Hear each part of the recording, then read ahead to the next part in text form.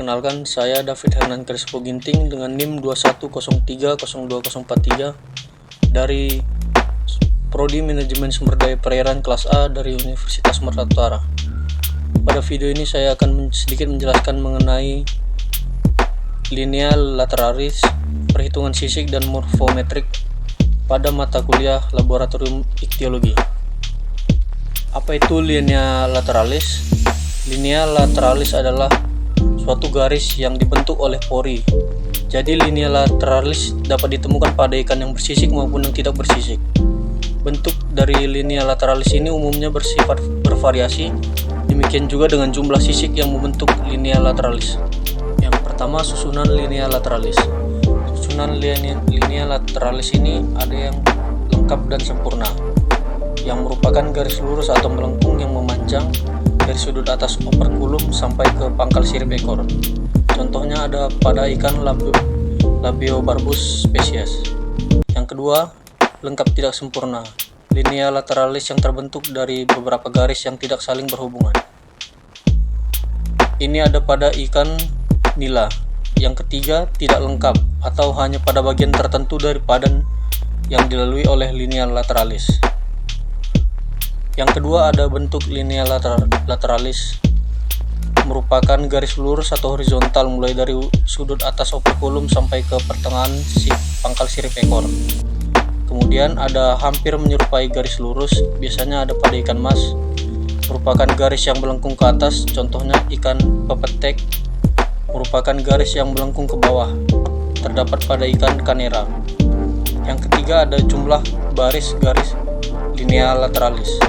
Ada yang satu baris, ada yang dua baris, dan ada yang tiga baris. Contoh pada ikan lidah merupakan memiliki baris lineal lateralis sebanyak 3. Yang kedua, ada perhitungan jumlah sisik. Perhitungan jumlah sisik ini dibagi menjadi beberapa bagian. Contohnya yang pertama itu 1. Jumlah sisik di depan sirip punggung.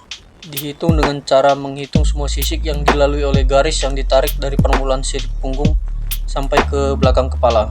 Jumlah sisik pipi, jumlah baris sisik yang dilalui oleh garis yang ditarik dari mata sampai ke sudut pre-operculum atau sebelum tutup insang.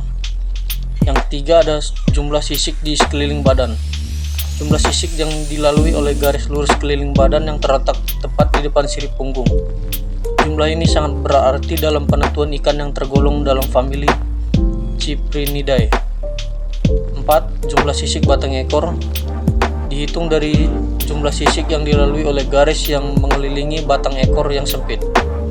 Yang kelima, jumlah sisik pada garis rusuk. Perhitungan ini dimulai dari sisik yang terletak di belakang lengkung bahu dan berakhir pada sisik yang terdapat pada permulaan pangkal ekor. Yang keenam, ada jumlah sisik di atas dan di bawah garis rusuk. Perhitungannya dihitung dari permulaan sirip punggung miring ke belakang ke bagian bawah sampai ke garis rusuk. Yang ketiga, ada perhitungan ukuran tubuh ataupun bagian tubuh pada ikan. Yang pertama itu ada panjang baku atau biasa disingkat dengan SL, dihitung dari jarak garis lurus yang diukur dari ujung hidung sampai ke dasar sirip ekor atau permulaan tulang hipural. Yang kedua, panjang total atau biasanya disingkat TL, jarak garis lurus yang diukur dari ujung hidung sampai ke ujung sirip ekor yang disatukan. Panjang kepala atau HDL, ini adalah jarak antara ujung hidung sampai pada bagian terbelakang keping tutup insang.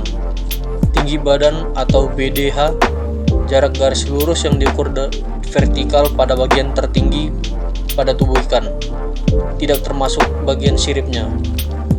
Yang kemudian ada lebar mata atau ED, biasa disingkatnya, panjang garis tengah bola mata yang diukur dari pinggir rongga mata.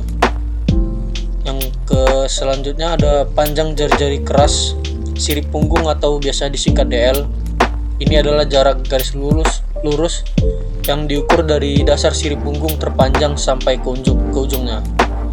Yang kemudian ada panjang sirip dada atau biasa disingkat POL. Panjang sirip terpanjang menurut arah jari-jari sirip diukur dari bagian yang dasar sampai ke paling muka sampai puncak sirip. Kemudian ada panjang jari-jari keras sirip dubur atau AL. jarak garis yang diukur dari dasar sirip dubur yang terpanjang sampai ke ujungnya.